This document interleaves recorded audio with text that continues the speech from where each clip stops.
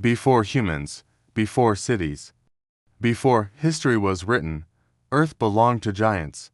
Creatures so massive, so powerful, that today they feel unreal, but they were real.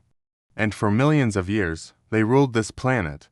They were the original kings of Earth, and this is their story.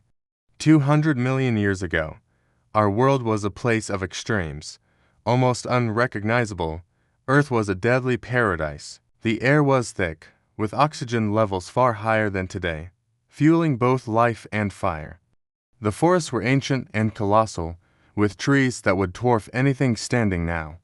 The oceans were deeper, darker, and held secrets we are still trying to uncover.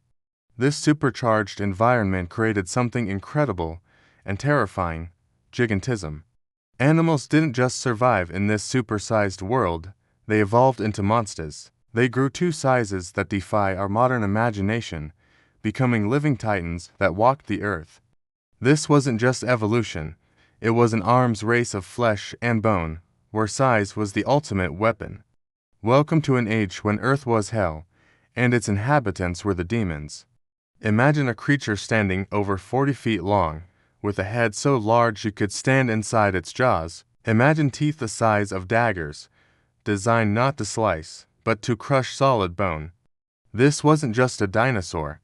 This was Tyrannosaurus Rex, the king of kings. T-Rex was a living weapon. Every aspect of its body was built for domination. Its massive legs could cover huge distances, shaking the ground with every step. Its roar was said to be so powerful it could create a low-frequency shockwave, silencing an entire jungle and literally frightening its prey to death.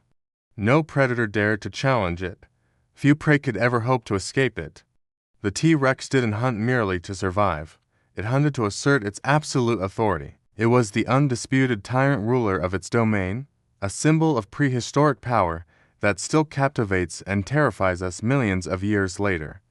But even the mighty T-Rex would have seemed small next to the true giants. Meet Argentinosaurus, the largest land animal known to have ever existed. This was a creature on a scale that is difficult to comprehend. It measured over 100 feet long, from its head to the tip of its tail. It weighed more than 100 tons, equivalent to a herd of 15 elephants. When Argentinosaurus walked, the earth trembled. It was a walking mountain of flesh and bone, a living earthquake. Its sheer size was its ultimate defense.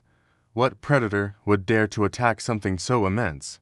Even a pack of T-Rex would have looked like jackals circling a fortress. This colossal herbivore moved slowly through the ancient landscapes, a gentle giant whose very existence reshaped the world around it. It wasn't just an animal, it was a force of nature. While these giants ruled the land, something far worse lurked in the depths of the oceans. The sea was home to its own nightmare, Megalodon.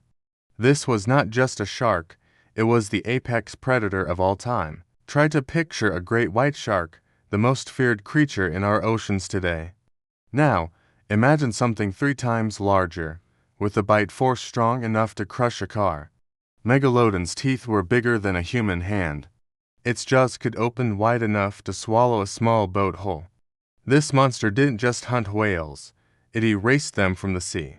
Entire oceans would fall silent when Megalodon was on the hunt. To this day, we have never found a complete skeleton, only its terrifying teeth and vertebrae. This mystery only adds to its legend. Some believe the deep, unexplored parts of our oceans never truly forgot their ancient king. The water's edge was a place of extreme danger, and not just because of what lived in the deep. This was the domain of Sarcosuchus, the super croc. At 40 feet long, it was twice the size of the largest saltwater crocodile today.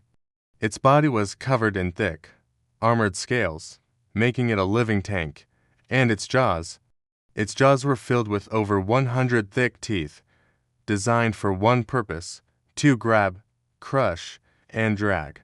Dinosaurs of all sizes would come to the river's edge to drink, and many would never leave. With a sudden, explosive burst from beneath the calm water, Sarcosuchus would lunge, dragging multi-ton dinosaurs into the river as if they were toys.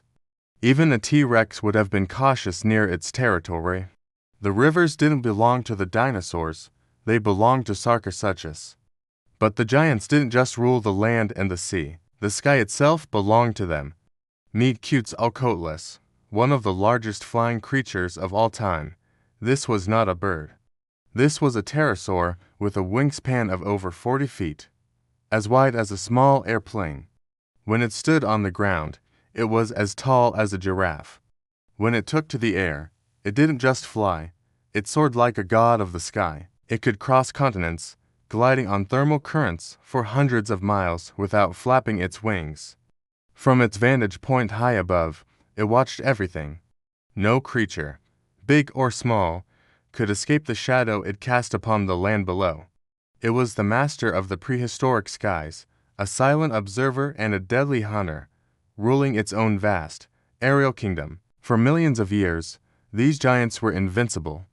They were the masters of their world, but then, in a single day, everything ended. A fireball from space, an asteroid 6 miles wide, screamed towards Earth. The impact was more powerful than all the nuclear weapons on our planet combined. Temperatures soared hotter than volcanoes, instantly vaporizing everything near the impact site. Oceans boiled, and massive tsunamis swept across the continents.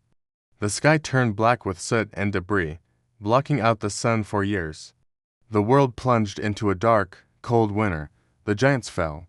Not because they were weak, not because something stronger came along, but because the world that had created them was suddenly, brutally, and completely destroyed.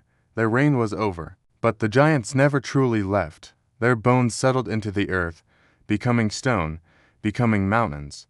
Their stories were locked away in fossils, waiting for us to find them. Their legacy is written into the very fabric of our planet. Every time you feel the ground shake from a distant tremor, every time you hear a story of a monster from the deep, every time you look up at the vast, empty sky, remember that Earth once belonged to giants, and we are living in the world they left behind, walking on their grave. Thanks for watching. If you were fascinated by this journey back in time, don't forget to like, subscribe, and hit the bell so you don't miss our next adventure into the unknown.